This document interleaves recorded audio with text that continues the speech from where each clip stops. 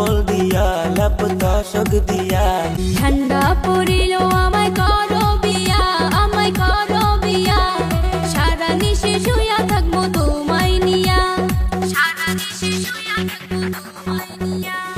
ঠান্ডা যায় না খেতা কম্বল দিয়া লেপ তোষক দিয়া।